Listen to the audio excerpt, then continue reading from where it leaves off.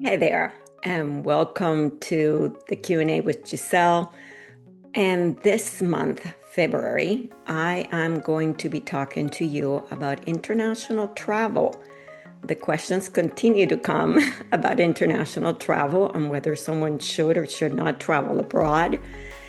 And I am going to be focusing primarily this month on international travel as it relates to the H-1B cap season, which is approaching very quickly. Next month, March, is going to be full execution of what we have been planning over the last 2 months because registration will open on March 4th. So this Q&A is going to be, again, mostly international travel, but also a blend of H-1B camp season. And whether you're a foreign national or an employer supporting foreign talent, which is also another topic that I'm going to touch on, you have probably noticed that international travel for foreign nationals is no longer I'm going to go home for 2 weeks and I will be coming back. It's having significant consequences and it's becoming a business issue if someone goes abroad because of the ongoing risks and many uncertainties that things that are happening unannounced or with little notice that completely shift the timing and the perspective of that international travel. So with that in mind, today's Q&A is not going to be about the worst case scenario, although we're seeing some of those, but it's mostly perspective as to why you should not consider international travel if you are part of the H-1B, if you're in the H-1B process. And as a general rule, we are discouraging international travel.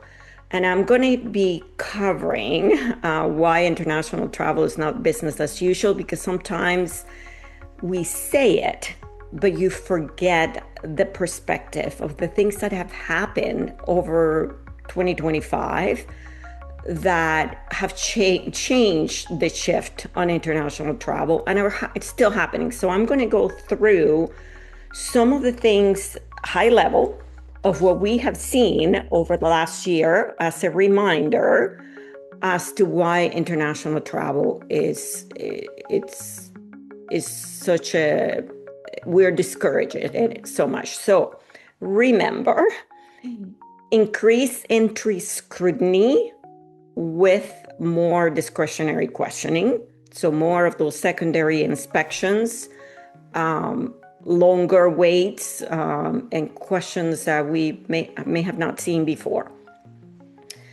You probably have heard about the expanded social media vetting, contributing to increased stress and definitely longer reviews. Also, we've had the elimination of the Dropbox flexibility, which was such a welcome initiative that reduced waiting times, reduced the stress. Well, that's gone. So that brought in more in-person interviews, which also have lengthened the process and the stress. Counselor backlogs and appointment cancellations. You may have remembered some of that. We also saw fees increase and fees out of nowhere that we're still dealing with. Administrative processing, which also is going to be the topic of our upcoming newsletter.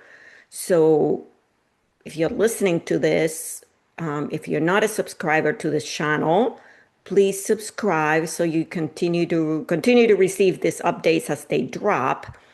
But also I have a blog where I will going to be covering the topic of administrative processing. So if you're interested on that, you can Google Giselle Carson, administrative processing, and I can guarantee you that if this is a topic of interest, that you will want to read that post.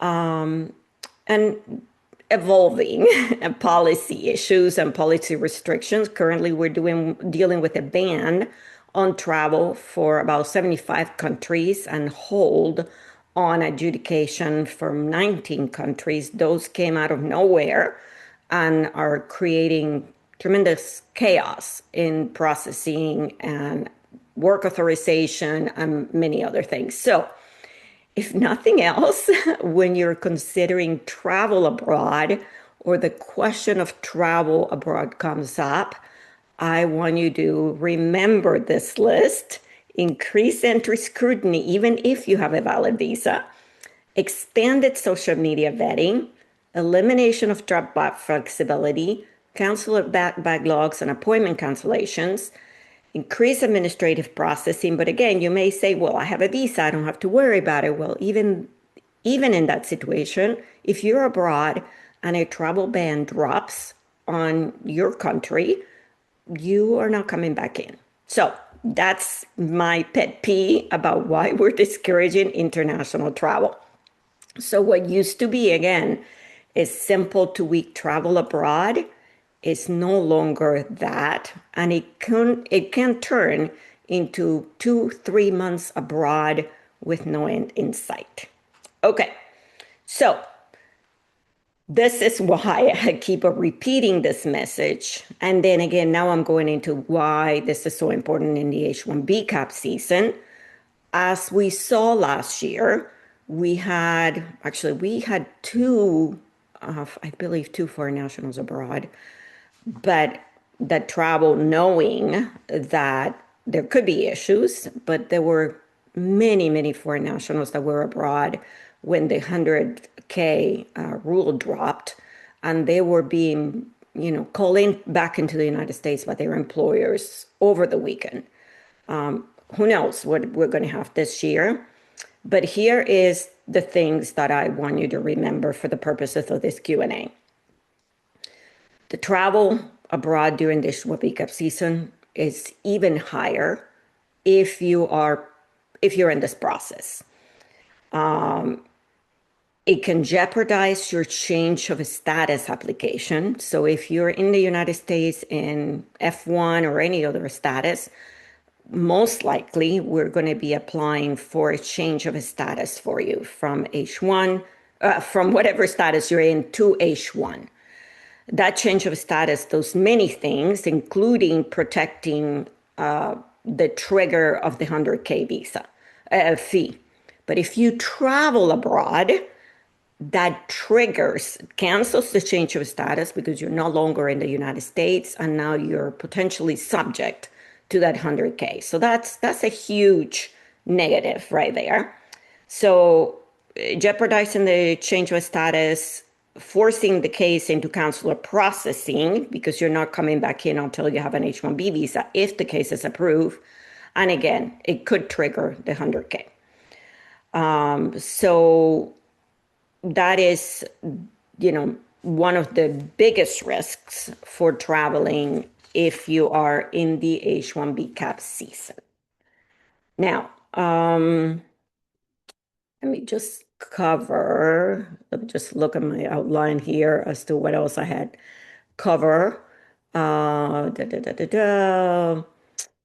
So I'm getting a lot of questions too. So now I'm kind of shifting gears to the H-1B cap. Does the new wage-weighted lottery change anything about travel strategy? And the wage-weighted selection process that is in place now does not change directly travel strategy because it really is just affecting selection, registration and selection. But as a whole, we are going to see more scrutiny and more friction in the H-1B cap process overall, which means less margin for error. And if you travel abroad, then that increases the friction, increases the uncertainty. So again, it's a no. If my registration is selected, can I travel before filing or approval? Again, travel during selection, during filing, while the case is pending as a change of status is a no, okay? Leaving the United States, again, can can trigger a change from that change of a status to cancel a processing to trigger in the 100K rule. Is USCIS or the government, any of the government agencies really looking at social media and what should I do? Again, the expanded vetting is real.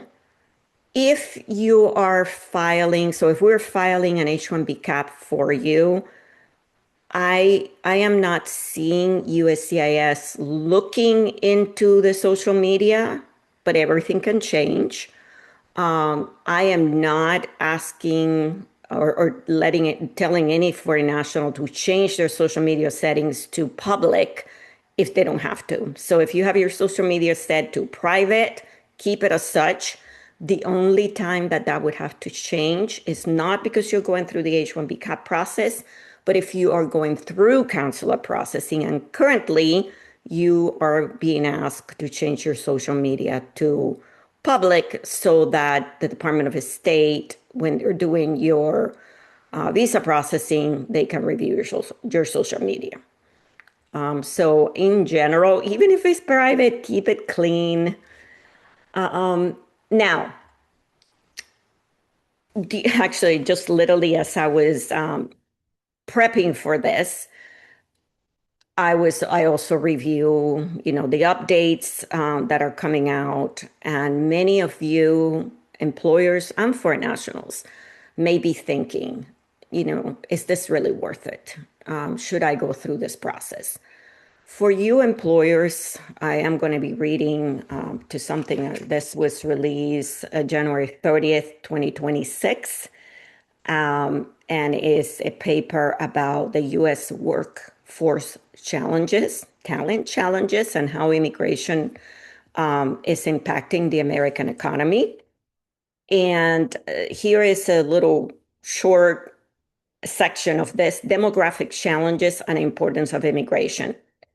The decline of nearly 1.5 million in the foreign-born population during just the first half of 2025 represent a significant demographic shift. So 1.5 million population decrease in just the first half of 2025 represents a significant demographic shift. So why this is important and why is it so important for the H-1B cap? If you're sitting on the sidelines, which again, if you're one of my clients, you're not, you know that you already know the importance of foreign talent to your workforce. But if you're not, and you're just listening to this in the passing, the reports, the research as of 2026 are telling us that without adequate immigration pathways, the United States faces a slower population growth. And this is just something that has been happening. This is not new, but it's being accelerated by the current anti-immigration policies, resulting in shrinking workforce, increased fiscal pressure, and many economists are noting that immigration, and not just the economists, I mean, the research is showing this, immigration is one of the most effective tools for maintaining a stable ratio of workers to retirees and supporting long-term economic competitiveness. So again, if you're sitting on the sideline and you're thinking, oh my gosh, this is not worth it, it's so bureaucratic, it's such a nightmare, I encourage you to have a mindset shift, which I routinely do as I work on these cases and see the huge value that our work is providing to employers, to foreign nationals, and to our country. So for those of you that are supporting foreign talent, thank you, because what you're doing is actually not only preserving your workforce for now, you're also preserving your workforce for the future. And this has to end because the math does not support the anti-immigration policy that we have right now.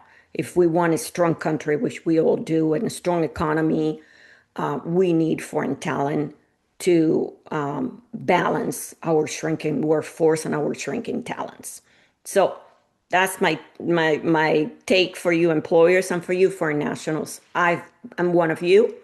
I've been there. I have experienced the stress and the anxiety of this process, and I'm here to tell you that it will pass. It is all worth it.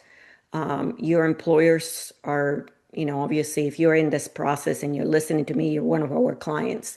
Your employers are behind you, and that is such a gift. You have me behind you and our team. That's another gift.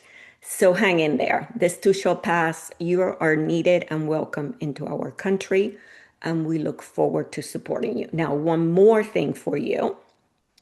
On Friday, so today is February 10th. I'm not sure when you're going to be listening to this, but if you listen to this when it comes out, which would be Wednesday, February 11th. No, Wednesday, February 11th. This is going to come out tomorrow live. On Friday, I am going to be releasing what I'm calling Immigration and Talent Flash. And that one will contain significant information about updates in the H-1B cap process for this year. I'm also answering questions that I have received. So please be on the lookout for that mailer or newsletter that is going to go. So it's going to come out as an Immigration Talent Flash. It's going to be posted on our blog.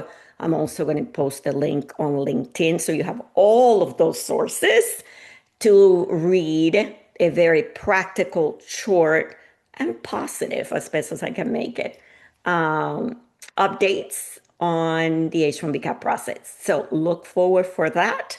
If you're not subscribed to the channel, I encourage you to do so right now so that you can continue to receive these updates. Hopefully they are practical, positive, and inspiring for you, something that we all need. Take care. Thank you for being here with me, and I look forward to talking to you soon. Take care. Bye-bye.